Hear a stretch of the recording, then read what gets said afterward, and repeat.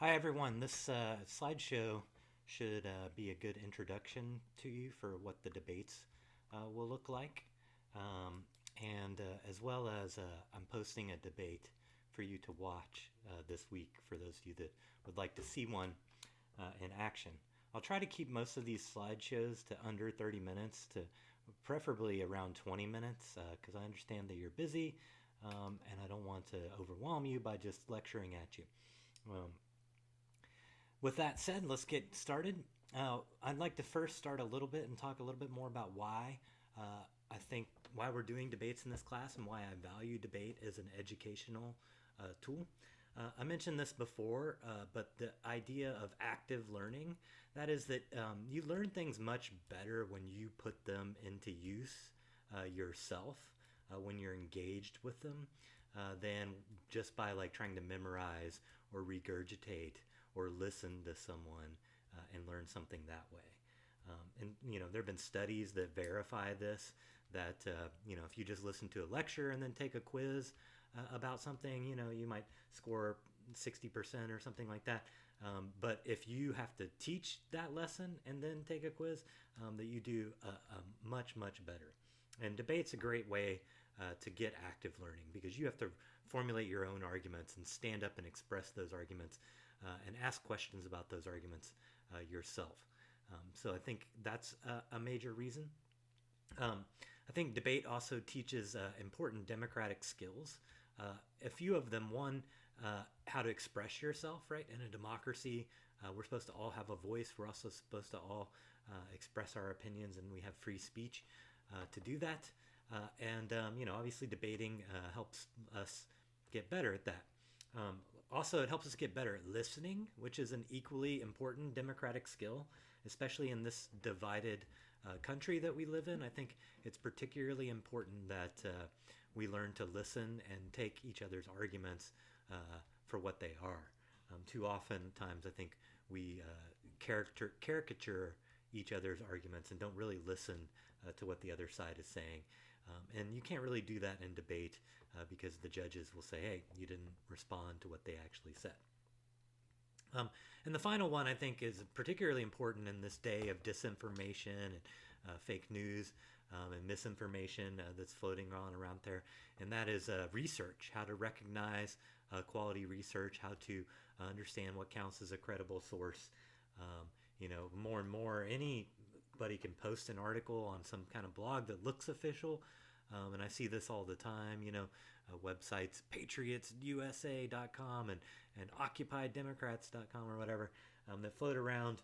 And they look like legitimate journalistic outlets, but many times they're not. And I think by doing our own research, we learn how to discern that. Obviously, the competitive incentive, I think, you get some extra credit points for winning the class vote, just standing up and kind of going mano a mano against your fellow classmates provides some of that juice, some of that adrenaline that helps people learn more. Also, we're doing what's called switch side debating. That is, you're going to debate both sides of every topic, of our topics. You'll debate one side affirmative, one side negative, one side affirmative, etc. I believe switch side debating is particularly important because it helps us go deeper. It helps us really understand where the other side is coming from and what their arguments they're making, so you can really formulate your opinion. This is also evidence-based debate, which gets back to the value of research skills. And I just wanted to mention that there have been a lot of famous and influential people throughout the years that were debaters. Oprah, a study said 60% of senators, JFK, the Supreme Court Justice Alito, Bill Clinton, Nelson Mandela, Franklin Delano Roosevelt, Malcolm X. In fact, Malcolm X learned to debate in prison and credited it with his inspiration for when he got out to becoming a prominent activist. He said, I was gone on debating because debate is fun as well as educational. And I hope you have that same experience. So what do our debates look like? Again, you'll be in teams of 3 people, and each person will do one speech. There's the first affirmative constructive. This is a speech in favor of the resolution. and it's called a constructive because you're building your case. That's 5 minutes. Then there's a cross-examination period of 1 minute where the negative team gets to ask questions of the affirmative team. Then the first negative constructive, the negative team is against the resolution, and they're beginning to construct their case in this speech. A cross-examination period, a second affirmative constructive and cross-examination, a second negative constructive and cross-examination. You might notice that these second speeches are a little longer, 6 minutes, because in these speeches you can begin doing what's called the rebuttal as well, where you're building your case, you're still constructing your case, but you're also starting to respond to what the other side has said. Then the final two speeches, the first affirmative rebuttal for 4 minutes and the first negative rebuttal for 4 minutes. I'll talk a little bit about the duties of these speeches here in just a second, but each team is also given 2 minutes of prep time, that is time, kind of downtime between speeches, to get ready for your speech. Typically, you want to save those 2 minutes for before the rebuttal, so the rebuttalist can, ask their teammates, how do I respond to this, or get their thoughts together and get their notes together, etc. So 2 minutes of preparation time. The 1AC and the 1NC are scripted speeches where you'll be building your case, and we'll talk about what those look like here in a minute. But in these debates, I'm not grading you for your delivery skills at all. I'm grading you solely on the content. So you can just read these speeches, you can script them out. I encourage you to practice them in advance so that you know that you're filling up all your time and that you're not going way over time, etc. And you can write them out, you can script them, and just stand up and read them for the 5 minutes there. The 2AC and the 2NC are kind of hybrid speeches. That is, maybe 4 minutes of that 6 minute speech will look exactly like the 1AC and the 1NC, where you're continuing to build your case. It's scripted, you've written it out in advance, you stand up and you read it. But then for the last couple minutes of that speech, you should begin rebuttaling what the other side said. The reason for this is that if you leave all of the rebuttal to the 4 minute speech at the end, then oftentimes they won't have enough time to answer everything. So as a 2AC and 2NC, I think it's important for you to spend a little of your time beginning the rebuttal process. And the 1AR and the 1NR are the rebuttal speeches. In this speech, mostly you're going to spend most of your time responding to the things that your team has not responded to so far, giving your answers. But you also want to do some time kind of rebuilding your case and giving us kind of an overview or a wrap-up of the debate. They've argued this, we've argued this, here's why our arguments are superior, they're more qualified, we have more sources, here's why our arguments matter more, that they have a bigger impact, that kind of thing, that sort of your wrap-up about why you won the debate.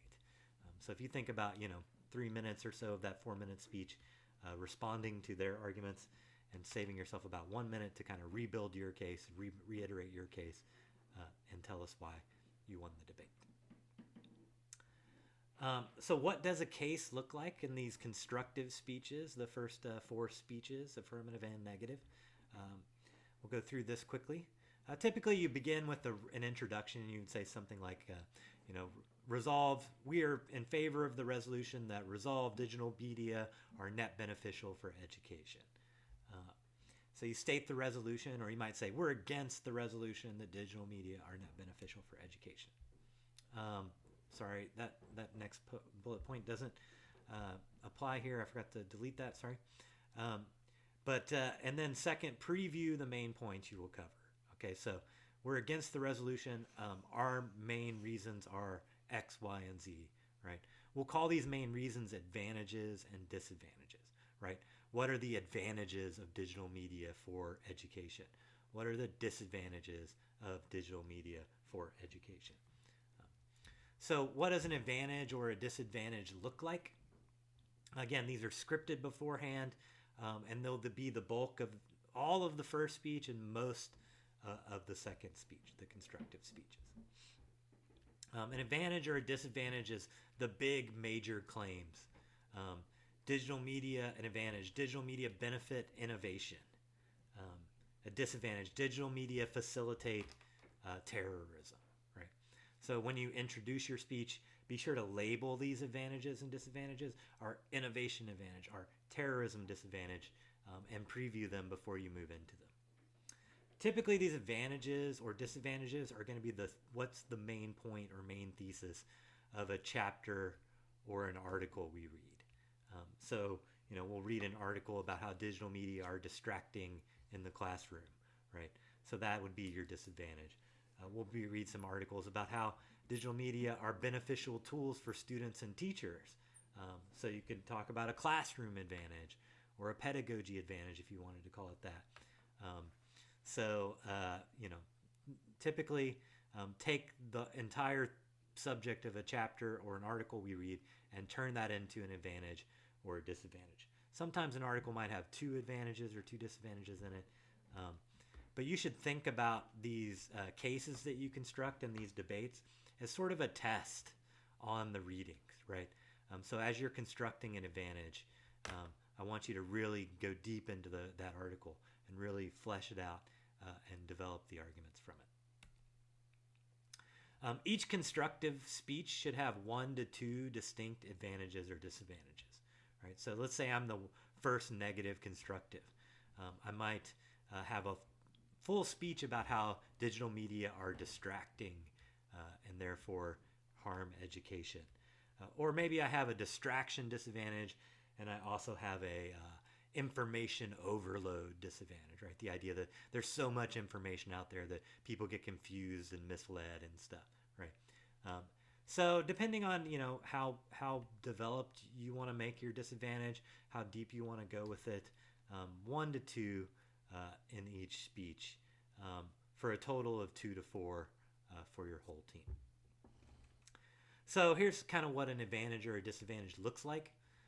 So first of all, the links. Why do digital media do the things that you're claiming that they do? Why are they linked to this claim? In other words, how do they improve innovation? How do they facilitate terrorism? There should be more links than anything else, and I'll give you an example of an advantage and a disadvantage here in a minute that'll show you why. But there's a lot of reasons, for instance, that digital media might facilitate terrorism, right? They improve their ability to recruit. They improve their ability to fundraise. They improve their ability to spread their ideology, right? They allow them to coordinate and plan their attacks. So those would be 4 different reasons, 4 different links to why digital media facilitate terrorism, right? Try to diversify your reasons. Don't be repetitive. Give the more reasons you can give us, the harder it is for the other team to answer adequately each of those reasons. And back each of these up with your sources or your briefs that we'll talk about how to do on Thursday. And then at the end of the advantage or disadvantage, you'll have what's called the impact, right? So why is innovation important? Why are jobs important? Why is terrorism a big problem, right? In other words, you don't have to spend a lot of time on this, but you do want to give us a sense of the scope of the problem or the scale of the problem. Like, why is this a big problem? Why does this thing really matter, right? I could say till I'm blue in the face, digital media improve innovation, but if I don't tell people why innovation matters, innovation is key to economic growth. Innovation keeps us out of recessions. Innovation gets people a lot of jobs, right? Then it's harder to win the debate. This comes at the end of your advantage or disadvantage, and you might have to do a little bit of outside research to find like a statistic or a powerful quote to develop your impact, right? For instance, we'll talk in the quality of life debates about a health advantage that digital media improve medicine and health. And so you might have a statistic about how many people die of heart disease a year, or you might have a quote about how health is the most important thing. So for each link or each impact, first you make your claim. You can number these. I'll show you an example of that in a second. and then you back it up with your data or your evidence, right? So if I say digital media promote innovation by reducing costs, that's my claim, and then I might offer a source to prove that, or I might give an example of how that's happened before. So your evidence or data might be a quote, an example, a statistic, some kind of story, analogy, or causal reasoning to back it up. When you cite those sources, be sure to cite them in the speech. Do so by citing your author name, their qualifications, and the date.